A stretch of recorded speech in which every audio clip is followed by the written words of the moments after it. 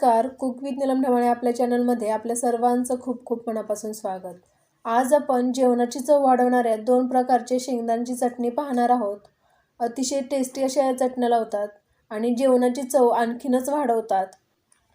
तर आज आपण ज्या दोन चटण्या पाहणार आहोत याच्यामध्ये आपण हिरवी शेंगदाण्याची चटणी पाहणार आहोत आणि याचबरोबर लाल शेंगदाण्याची चटणी पाहणार आहोत।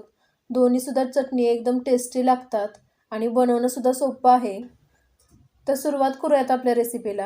आपली शेंगदाण्याची चटणी बनवून घेण्यासाठी इथे मी एक पॅन गॅसवरती गरम होण्यासाठी ठेवला आहे। आता आपण या पॅनमध्ये थोडंसं तेल घालून घ्यायचं आहे।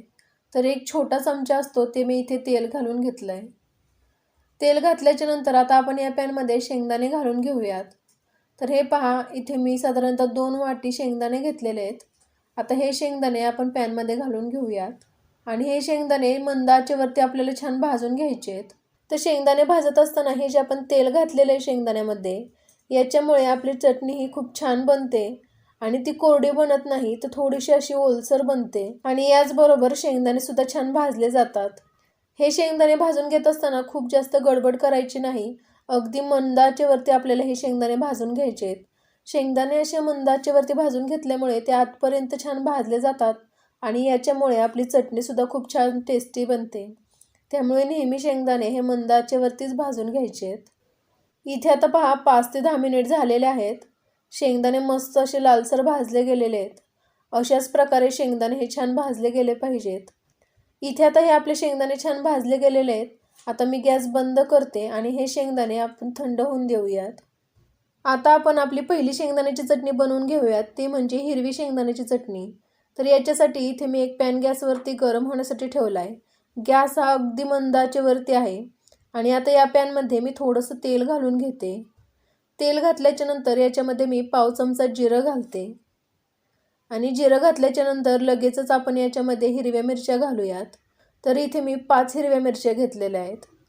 याच्यानंतर 10 ते 12 लसणाच्या पाकळ्या घालायच्यात। या ज्या हिरव्या मिरच्या आहेत त्या छान भाजून घ्यायच्या आहेत तेलामध्ये। हे भाजून घेत असताना अगदी मंद आचेवरती घ्यायचं आहे। गॅस जर फास्ट केला तर हे करपू शकतं, त्यामुळे आपण अगदी मंद आचेवरती हे भाजून घ्यायचे आहेत। त्याचबरोबर ह्या ज्या हिरव्या मिरच्या आहेत त्या थोड्याशा तिखट आहेत, त्यामुळे इथे मी 5च घेतलेल्या आहेत। तुम्ही तुमच्या आवडीनुसार इथे हिरवी मिरची कमी जास्त करू शकता। इथे आता आपली हिरवी मिरची लसूण हे छान भाजले गेलेले आहेत। आता मी गॅस बंद करते आणि हिरवी मिरची आणि लसूण हे बाजूला काढून घेते। इथे मी एक आता मिक्सरचं भांडं घेतलं आहे। आता या भांड्यामध्ये या ज्या मिरची आणि लसूण आपण भाजून घेतलेलं आहे ते घालून घ्यायचं आहे आणि याच्यानंतर आपण याच्यामध्ये शेंगदाणे घालायचे आहेत। तर शेंगदाणे आपण भाजून घेतलेले होते, ते थंड झाल्यानंतर त्याचे टरफले मी काढून घेतलेले आहेत आणि ते शेंगदाणे आता याच्यामध्ये घालून घेऊयात।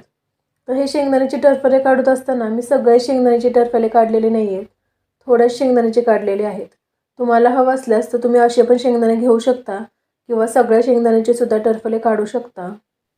याच्यानंतर 1 चमचा धने पावडर घालायची आहे आणि चवीनुसार मीठ घालूयात आणि आता हे मिक्सरमधून फिरवून घ्यायचं आहे। तर मिक्सरमधून फिरवून घेत असताना एकदम याचा बारीक कूट करायचा नाही आहे, तर थोडंसं मोठं जाडसर असं आपल्याला हे वाटण बनवायचं आहे।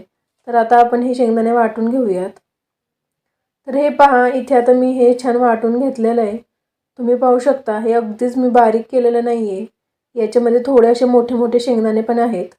अशाच प्रकारे ही चटणी बारीक करून घ्यायची आहे। तर इथे आपली हिरवी शेंगदाण्याची चटणी तयार आहे। तुम्हाला हवं असल्यास तुम्ही ही शेंगदाण्याची चटणी तव्यामध्ये पुन्हा एकदा छान परतून घेऊ शकता।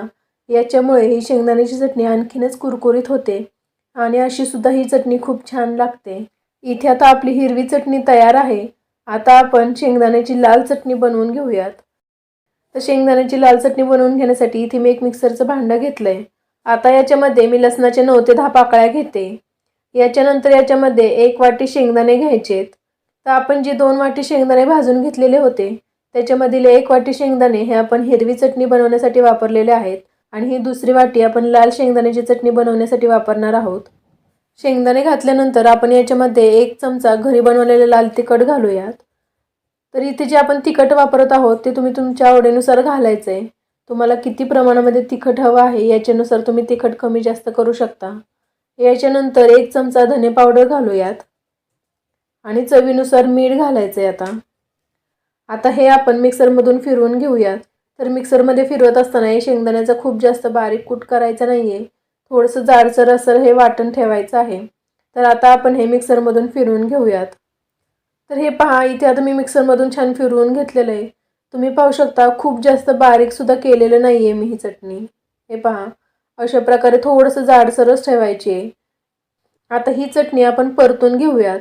तर चटणी परतून घेण्यासाठी इथे मी एक पॅन गॅसवरती गरम होण्यासाठी ठेवला आहे। आता या पॅनमध्ये मी थोडंसं तेल घालून घेते।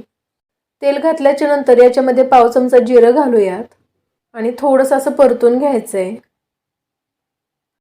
जिरं फुलल्यानंतर आता आपण ही जी चटणी बनवून घेतलेली आहे ती याच्यामध्ये घालून घ्यायची आहे आणि ही चटणी अतिशय मंद आचेवरती आपण या तेलामध्ये छान परतून घ्यायची आहे। जसं की मी सांगितलं, ही चटणी आपण मंद आचेवरती भाजून घेणार आहोत। असं मंद आचेवरती भाजून घेतल्यामुळे ही शेंगदाण्याची चटणी छान कुरकुरीत बनते। तर साधारणतः एखादा मिनिट आपण हे छान भाजून घेऊयात। तर हे पहा, 1 मिनिट ही चटणी छान भाजून झाल्यानंतर एकदम मस्त अशी कुरकुरीत झालेली आहे। मस्त अशा प्रकारे छान चटणी भाजून घ्यायची। इथे आता आपली शेंगदाण्याची लाल चटणी तयार आहे। तुम्ही पाहू शकता मस्त झालेली आहे आणि त्याचबरोबर टेस्टला सुद्धा खूप छान लागणार आहे। तर इथे आपली दुसरी सुद्धा चटणी तयार आहे, ती म्हणजे शेंगदाण्याची लाल चटणी। अशा प्रकारे आपल्या दोन्ही सुद्धा चटण्या तयार आहेत। या चटण्या थंड झाल्यानंतर डब्यामध्ये भरून ठेवाव्यात आणि त्याला झाकण लावून ठेवावे। अशा प्रकारे बंद डब्यामध्ये ठेवल्यानंतर या चटण्या अगदी महिनाभर सुद्धा राहतात आणि खूप छान लागतात। तुम्ही नक्की ट्राय करा, तुम्हाला नक्की आवडतील। रेसिपी आवडल्यास नक्की लाईक करा, शेअर करा आणि अशाच छान छान रेसिपीसाठी आपला कुक विथ नीलम ढमाळ हा चॅनल नक्की सबस्क्राईब करा। धन्यवाद।